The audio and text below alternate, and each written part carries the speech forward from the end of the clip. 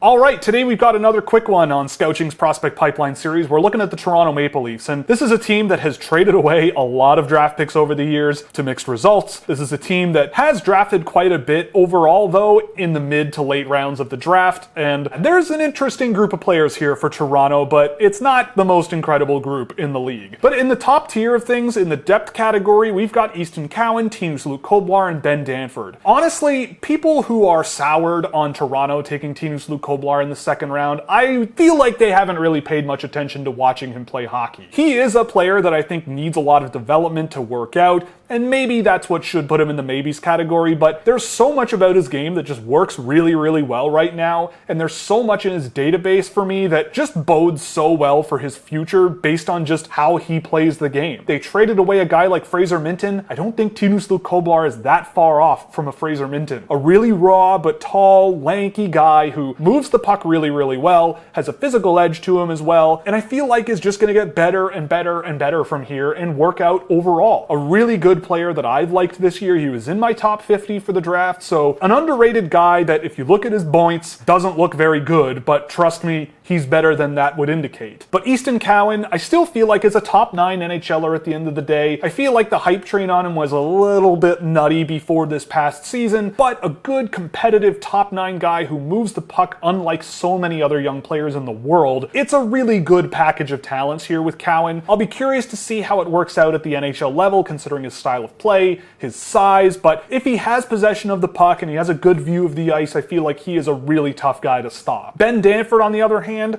just a mark of stability on the back end for the team. I feel like the Oshawa Generals really relied on him. He was the captain of the team this season, a really interesting player that doesn't really flash a whole lot of upside, but I feel like should and could be a guy that just plays NHL minutes, plays good enough defensive hockey in a real defensive style that actually works in the modern day NHL. Down in the maybes category, we have a few interesting players as well. A couple of them they drafted this past year, Harry Nancy and Will Bell. Now, again, these are players that people were kind of clowning on, at least I saw in the comments of my video recapping their draft class, but again, if you go and watch these guys play hockey, you can see the potential there. If we're living in a universe where the NHL is going towards be big, go fast, hit hard, skill is a bonus, that's Will Bell. That's just what he is. There were so many moments this year where I'm watching Will Bell and going, I wish I was coaching this guy. I wish I could encourage him more. I wish I could get him doing more of this, this, and this, because when he does it,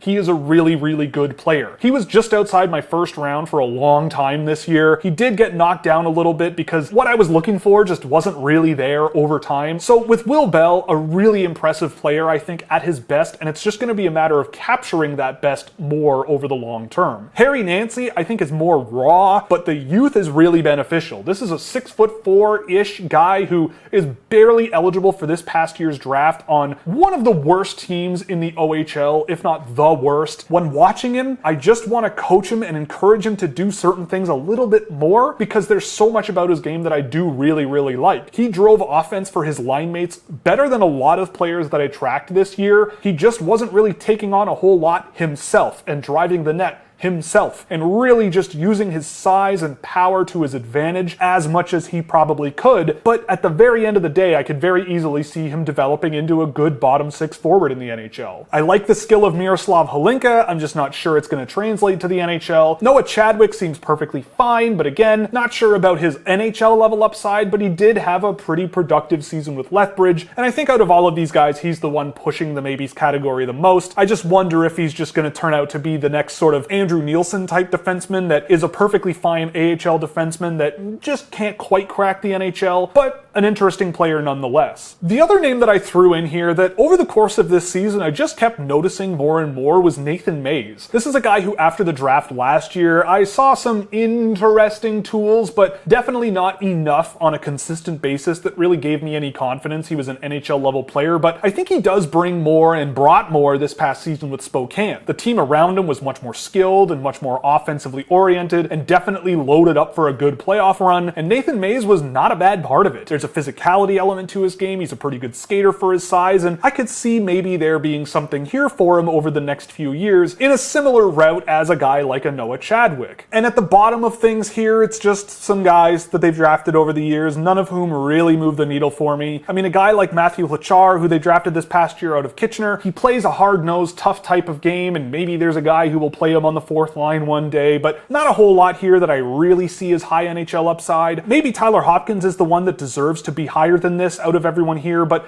I just didn't really see that high end of a prospect there. He seems to be more of a middle sixth, third line center, but in the OHL, which to me is not really the best combination, but he is smart and he's got some physicality in his game, and as a Fraser Minton style of player, he's kind of simple, gets the job done, and I guess there might be something there, but I personally don't really see it. But at the end of the day, the Toronto Maple Leafs, they've done an interesting job, especially considering they just trade away all of their draft picks anyway, either at the end of the first round or through the second round, and guys like Easton Cowan, Ben Danford, Tinus Luke Koblar. For me, their mid to late round swings have been really interesting. Victor Johansson had a huge season. I didn't mention him earlier, but he got bumped up into the maybes tier, and I've really liked what he's done this year. Nathan Mays, I thought, had a pretty good year. Noah Chadwick was solid. There's just a lot of interesting players here for Toronto. It's just going to be a matter of what they get out of these players and what kind of a role they're going to play, because I think at best I see a lot of depth here and just good depth, but depth nonetheless. So that's difficult to do when you don't draft in the first round very often, so we'll see where things go for Toronto, but for me, they're getting a 2C. All around, there are some interesting swings here. I think they've got a couple of NHL players lying around here, but they do have some long-term bets with a very low floor, or guys that maybe have a decent floor, but is it going to be high enough for an NHL gig every single night? I don't know, but they've got some interesting players nonetheless. It runs a pretty wide gamut of styles of play, and it'll be interesting to see how this class shakes out, because I think they do a little bit better than people give them credit for, especially over the last few months. And with that, we're going to call it. If you liked the video, definitely like and subscribe. If you really liked it, definitely consider a subscription over at Scouching.ca, where you can get access to all kinds of fun data tools and our Discord server, and plenty of other fun stuff that you're just not going to find anywhere else on the internet. So check that out at Scouching.ca. Thank you for watching, and we'll see you in the next one.